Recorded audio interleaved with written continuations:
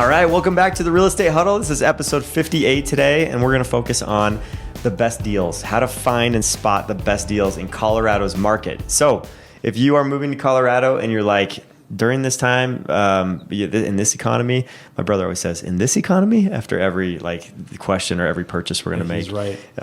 And so there's obviously affordability crisis still going on, right? With interest rates being a little higher, everybody wants a deal right now. So unfortunately, you can't just go to bestdealsincolorado.com. That probably is a site someone's created, but it's not going to show what we're going to show you today.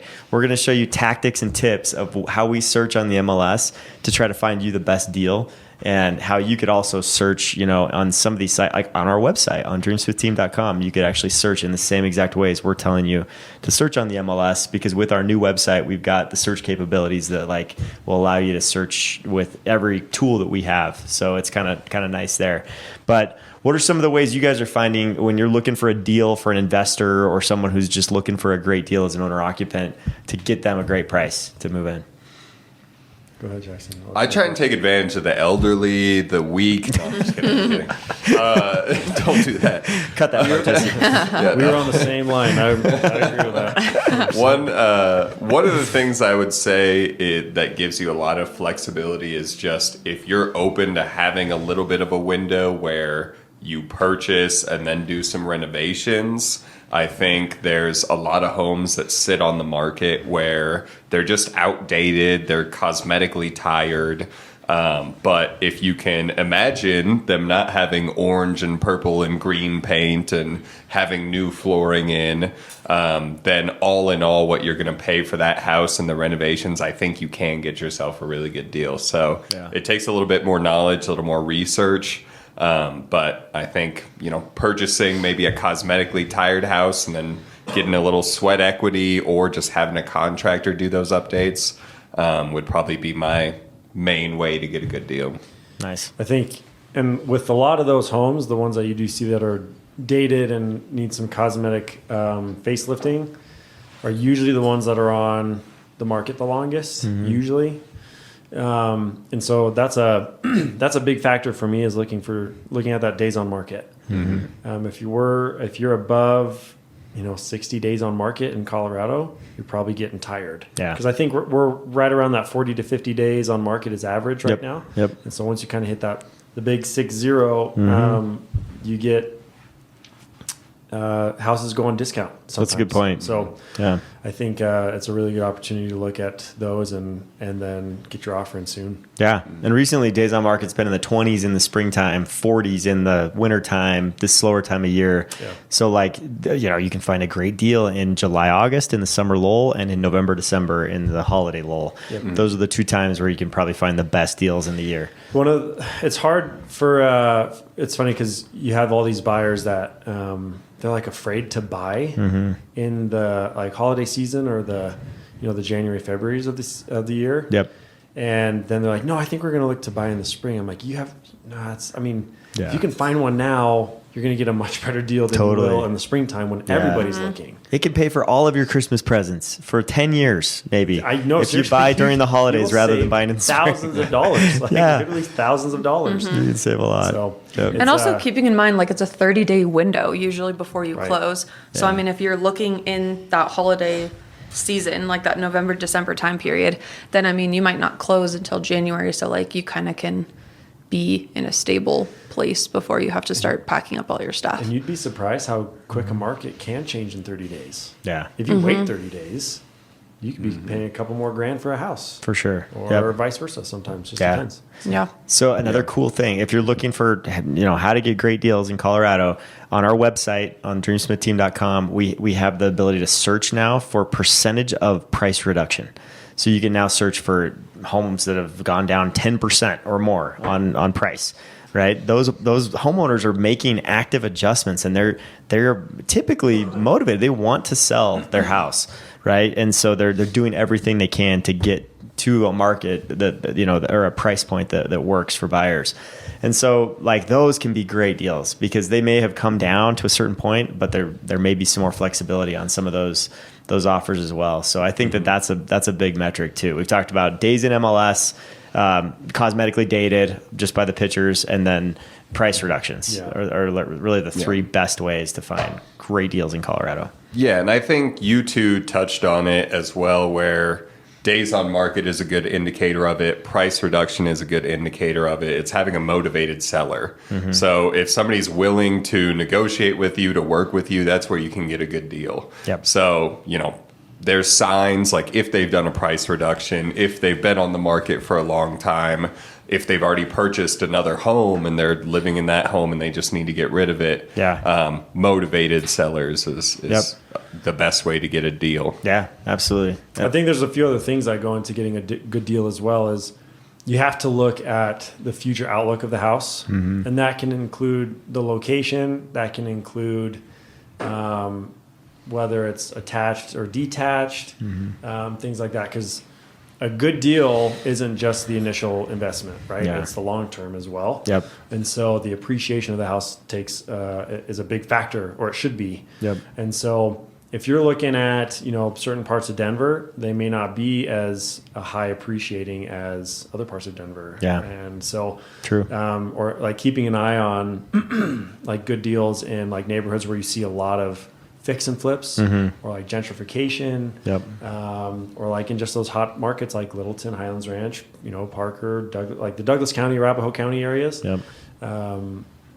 Just you got to keep an eye out. Just because it's a low price and it's been on the market for a long time and it's a condo in Aurora doesn't mean it's going to be a great deal, right? It's just you really got to be cautious of where you're buying, and then all the other factors that we've talked about. Yeah. Yep. Yeah, and in looking for a good deal, the only thing worse than no deal is a bad deal. There's some of these places where there's a reason it's a deal. It's too good to be true, and the price is low because it's a nightmare. So you definitely want to be wary if you're looking for a deal. That some places are a deal or a low price for a reason. But exactly like you touched on, there's some places where it might not be a screaming deal right on the purchase, but you could be getting a really good value because you purchased the home for a little bit less than market. It's in a highly appreciating area. Exactly. You have a good rental market. So there's ways to get a good value as well, where you don't just have to get a great price on the home. You can get a great home that's going to be a good investment. For sure.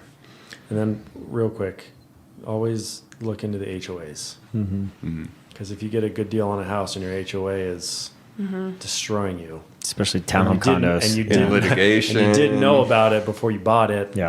Those surprises happen. And it never happened with us because we do our due diligence. That's the reason for the good deals. Yes.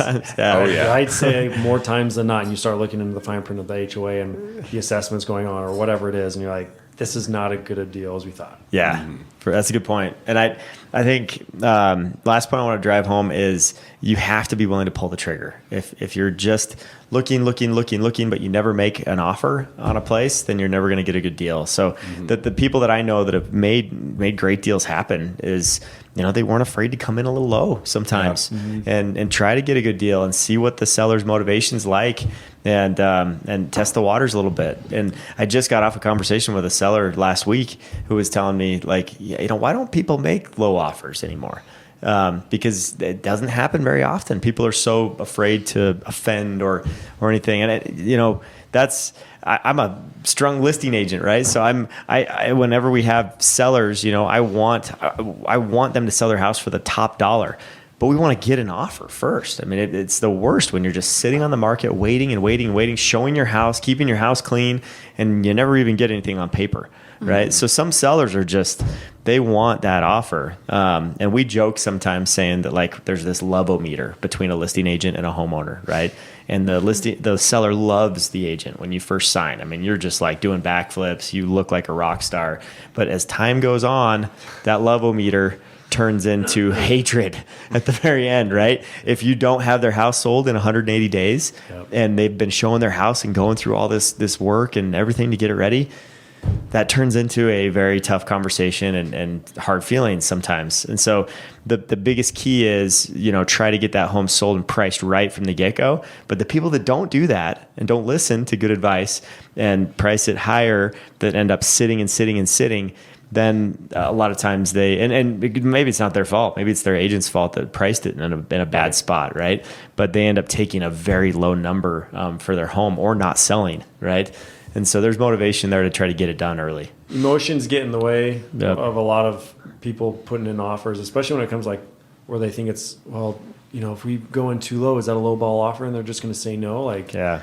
I will tell you 9 times out of 10, when you put in a low ball offer, unless it's insultingly low, which just depends on the price point, right? Mm-hmm. Most sellers are going to entertain or counter back. Yeah. And that's what you want. Mm-hmm. Get the conversation rolling. Yep. Because once they're hooked in that conversation, it's going to be harder for them to start looking at other options, right? Yeah. So you want to get them on the hook, put in those offers as soon as you can, and at least get the conversation rolling. And the worst they can say is no. Yep. Worst they can say is no. Rejected. Okay, move on.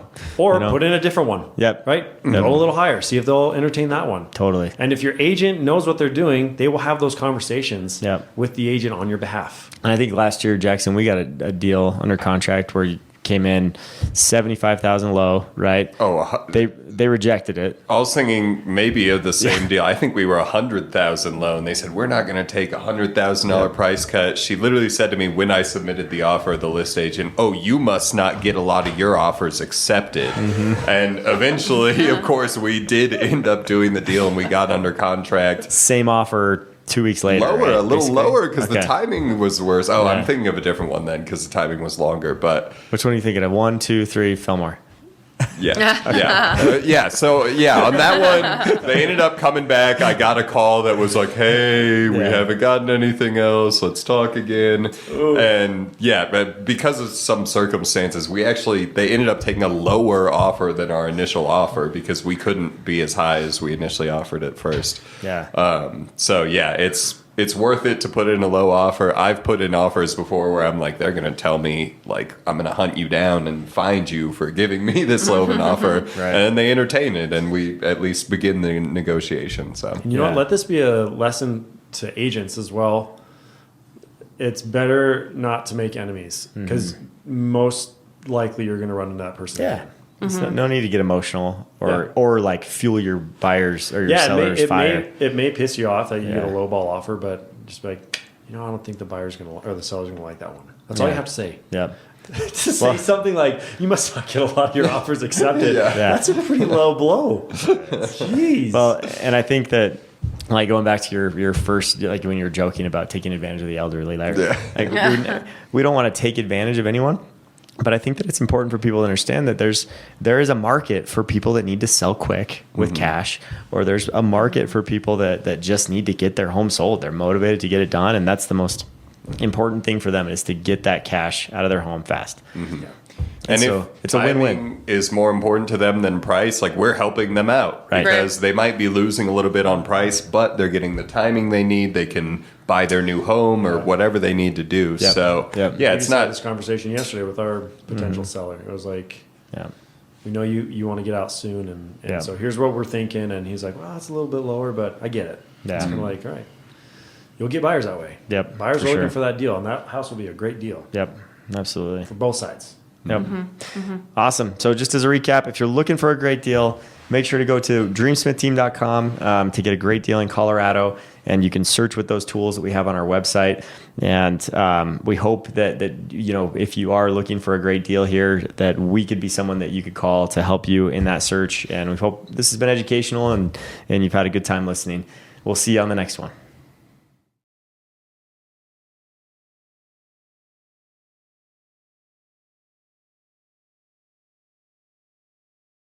So if you have enjoyed what you're listening to and you'd like to hear more, make sure to press that subscribe button so that you can not miss out on any more episodes that are coming up. And also check out all of our contact information is below. You can see us at the dreamsmithteam.com to look up more information about our team and our history and all of the members of our team and see contact information that you can reach us if you have any real estate needs.